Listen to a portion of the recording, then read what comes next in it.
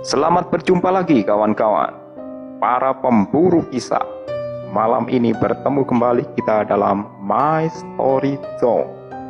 Jangan lupa siapkan headset, siapkan kopi. Tapi kalau ke belakang jangan pernah pergi sendiri. Oke, nantikan cerita kami.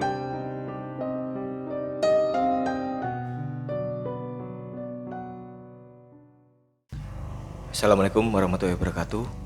Selamat malam sobat pemburu kisah dimanapun kalian berada. Malam hari ini kita akan menampilkan satu buah kisah. Kisah misteri kali ini kita dapatkan dari Mas Rosyad atau Pak Rosyad ya. Jadi Pak Rosyad ini adalah salah satu penjaga sebuah gedung milik sebuah yayasan di salah satu kota di Jawa Timur. Kejadiannya ini terjadi sekitar tahun 2013. Iya, sudah cukup lama tapi nggak terlalu lama juga Pak. Dan kisah misteri apa yang terjadi pada gedung yang dijaga oleh Pak Rosyad ini? Monggo silakan Kang Surya. Oke, jadi kisah ini bermula ketika sebuah yayasan Pak Jack ya. Kebetulan Pak Rosyad di sana itu waktu itu dia sebagai bagian keamanan. Karena dulu menurut ceritanya waktu masih muda ketika gedung itu dibeli oleh yayasan, sebenarnya bukan gedung ya, jadi ada komplek gitu. Ketika dibeli oleh yayasannya, Pak Rosyad ini sebagai security waktu masih muda sebagai petugas jaga di sana. Dan setelah beberapa tahun kemudian karena semakin berkembang, akhirnya yayasan ini mungkin ingin membangun sebuah gedung tambahan di areal lingkungan sekitar bangunan, tapi kebetulan lahan itu sudah ada bangunan lama. Nah, Pak Rosyad yang waktu itu tahun 2013 itu sudah menjadi kayak mungkin bagian keamanan secara keseluruhan ya di area situ, ya mempunyai pengalaman cerita yang dialami oleh beberapa pekerja di sana. Nah, waktu itu bermula ketika ada pengembangan yayasan, penambahan bangunan baru karena lahannya sudah terbatas ya Pak Jack ya. Maka area yang akan dibangun itu salah satunya harus mengorbankan bangunan lama yang ada di sana. Nah, waktu itu Pak Rosyad sudah sempat ngobrol dengan beberapa pengurus yayasan, karena pengurus yayasan yang ini infonya ya beberapa itu baru gitu, jadi tidak mengetahui seluk-beluk histori areal kawasan itu. Nah, Pak Rosyad sempat menyampaikan bahwa sebenarnya ada satu bangunan di belakang itu sebaiknya jangan diutak-atik, jangan diganggu, karena memang dari awal penempatannya sudah ada di sana. Kalaupun memang itu benar-benar dibongkar ya harus dengan perhitungan yang matang lah, artinya benar-benar butuh sekali yayasan ini terhadap bangunan itu. Karena kalau hanya sekedar bangunan tertentu sebagai semacam gedung yang tidak harus dipakai tiap hari, ya mending memanfaatkan yang sudah ada gitu. Namun karena penjelasannya Pak Rosyad belum bisa diterima, akhirnya ya pengurus yayasan dan semua yang lain itu sepakat bahwa gedung yang ada di belakang, bangunan kecil itu bentuknya seperti rumah dinas, itu harus dibongkar. Nah, karena Pak Rosyad sebenarnya tahu sejarah bahwa rumah dinas itu memang dalam tanda kutip terkenal angker. Jadi ya dia sempat mewanti-wanti selama proses pelaksanaan nanti orang yang mengerjakan, membongkar dan lain sebagainya itu harus benar-benar berhati-hati. Akhirnya dimulailah pekerjaan itu. Jadi di area belakang itu ada suatu bangunan seperti rumah yang bentuknya memang cukup kuno. Ya sebenarnya sih bukan bangunan seperti kalau mungkin di kota-kota besar kan ada bangunan kayak cagar budaya yang harus dilestarikan. Yaitu mungkin bangunannya bukan peninggalan Belanda, tapi memang sudah usianya cukup tua. Mungkin sekitar tahun 60-70-an. Dan kondisinya memang atapnya sudah banyak yang rusak. Sehingga kalau dilihat dari jauh selama halamannya tidak dibersihkan itu ya cukup mengganggu pemandangan memang. Akhirnya dimulailah pembongkaran. Nah, waktu itu untuk membongkar bangunan itu ya memang tidak menggunakan alat berat sih yang langsung dihancurkan gitu aja. Ada beberapa pekerja yang harus melepas gentengnya, menurunkannya, kemudian melepas kusen-kusen kayu-kayunya, kemudian juga melepas semua instalasinya, listrik, air, dan lain sebagainya. Nah, ketika pertama kali mereka itu bertanya ke Pak Rosat, Pak, ini kok gemboknya kok banyak sekali nih pintu depannya. Iya, itu memang dulu waktu saya masih jadi security itu digembok sama orang-orang pengurus yang lama. Nah, kok banyak sekali Pak gemboknya? Ya itu saya yang enggak tahu, cuman memang saya dulu kuncinya enggak pernah diberitahu bahwa ada kuncinya. Menurut mereka digembok seperti ini saja ya memang harapannya tidak dibuka oleh siapapun termasuk saya, katanya Pak Rosat gitu. Ya sudah kita congkel aja gitu. Pak Rosat sempat berpesan, ya yang penting hati-hati ya, banyak berdoa, hati-hati, yang penting niatannya pokoknya hati-hatilah, pesannya Pak Rosat seperti itu. Karena dia sendiri merasa bahwa yang mengerjakan bangunan ini kan pihak ketiga, yang ditunjuk yayasan, artinya ada pelaksana. Dan mereka kan yang penting bekerja langsung terabas saja. Jadi ya nasihatnya Pak Rosat ini seolah-olah dianggap angin lalu gitu. Akhirnya mereka itu bukannya mencongkel gemboknya, membuka dengan alat mungkin yang sebisanya. Beberapa pekerja itu infonya diperintahkan untuk menjebol pintu.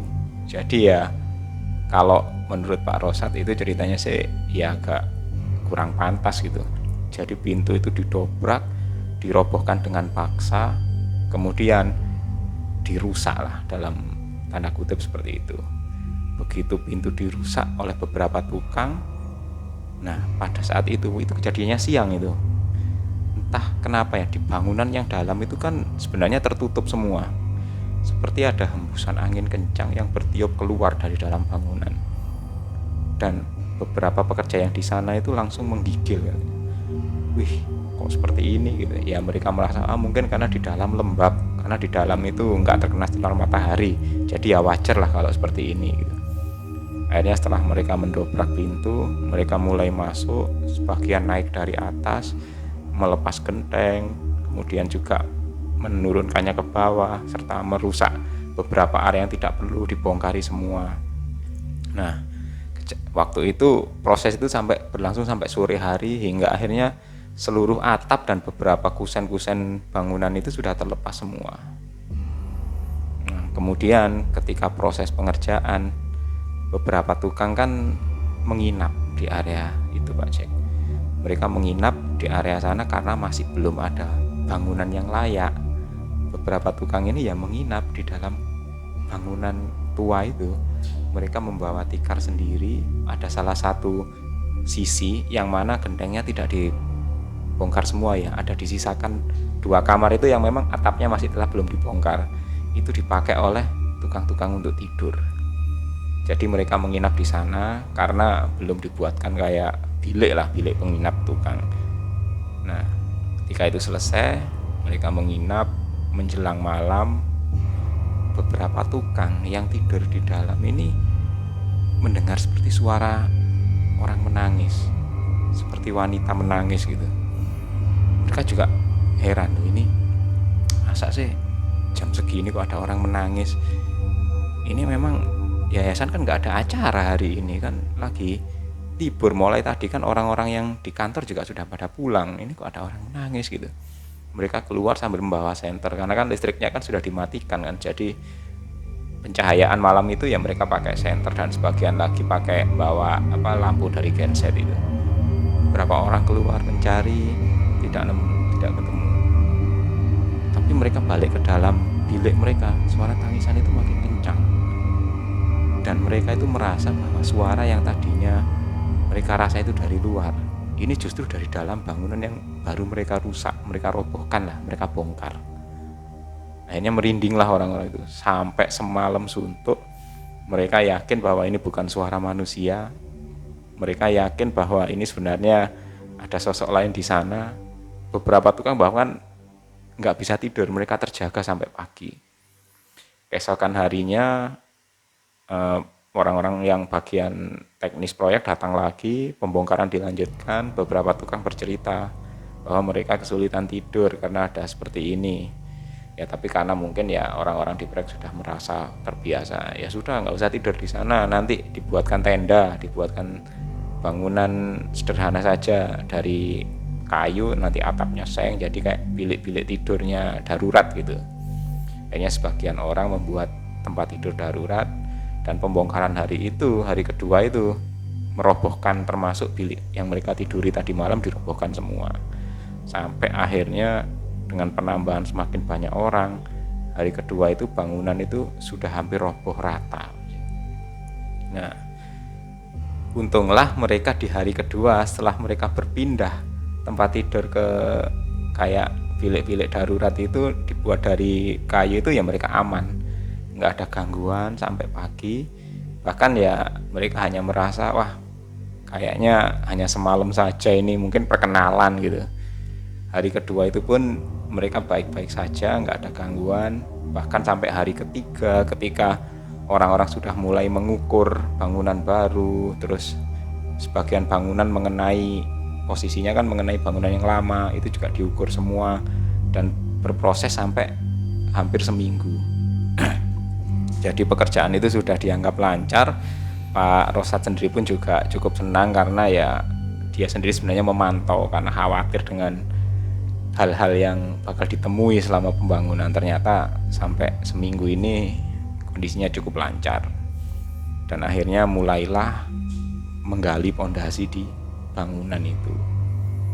Nah, ketika beberapa orang itu menggali area pondasi, mereka itu sepertinya itu menemukan tanah yang cukup keras aja. Nah, anehnya tanah yang keras ini di area yang sebelumnya hanya ditanami tanaman biasa gitu. Jadi ya kok aneh sekali ya, mereka itu menggali dengan cangkul, dengan linggis. Tanah ini sepertinya membatu, tidak bisa digali sama sekali.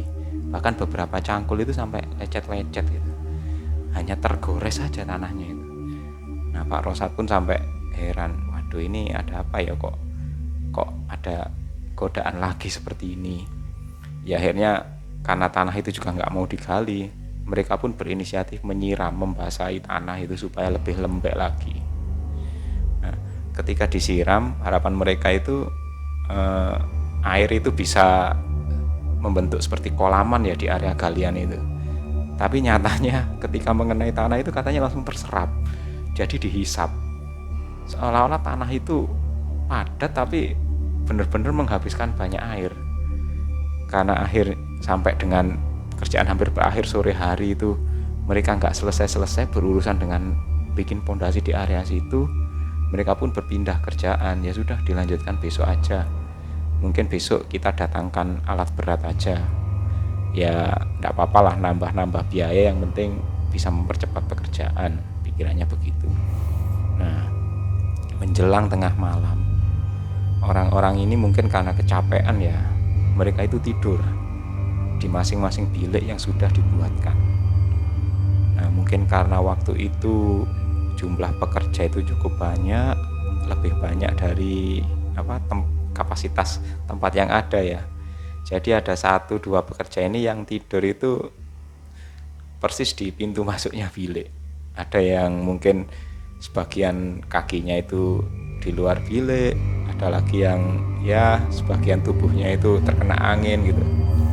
Ya akhirnya itu dirasakan, ya yang penting bisa tidur lah, bisa istirahat lah.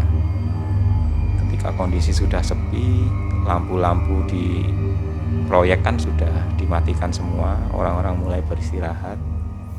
Menjelang tengah malam itu, suara tangisan yang seminggu sebelumnya ada di gedung yang sudah dibongkar itu mulai terdengar lagi, dan suaranya itu seperti berkeliling dari masing-masing bilik-bilik para pekerja itu.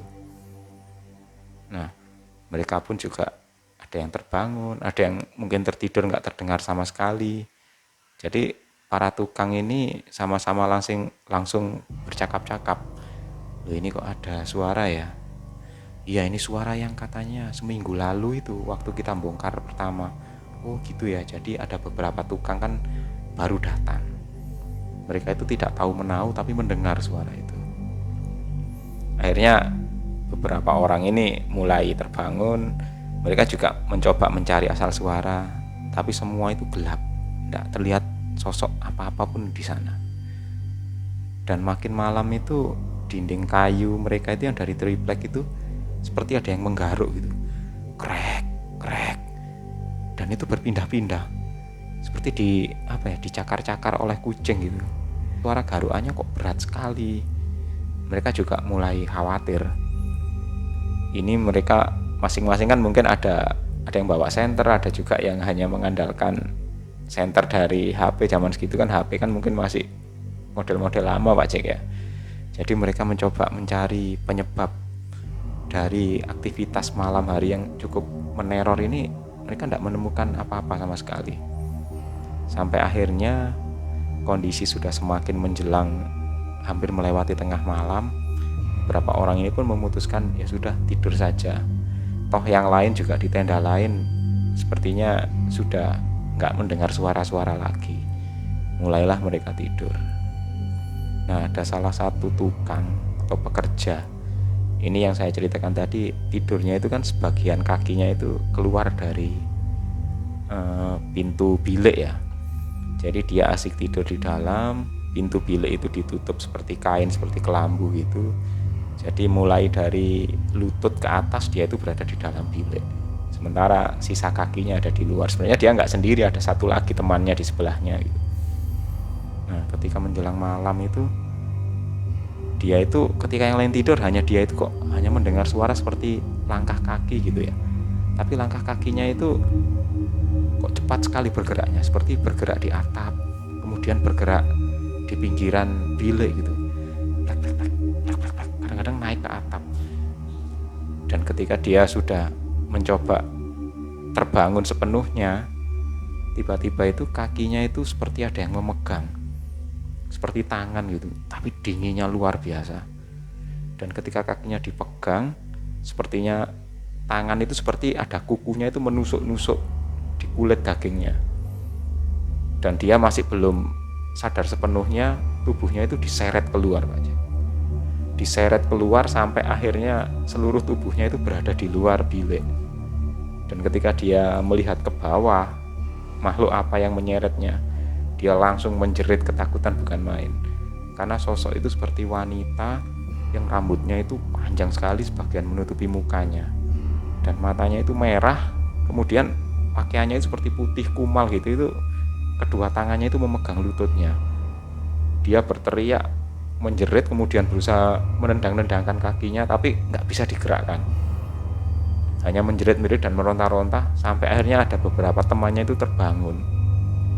Dan ketika mereka keluar, dia hanya menemui temannya itu seperti tertidur di atas tanah sambil meronta-ronta aja. Dan kemudian disadarkan oleh teman-temannya. Ketika sudah sepenuhnya sadar, diberi minum, si salah satu pekerja ini kemudian ya dimasukkan ke dalam.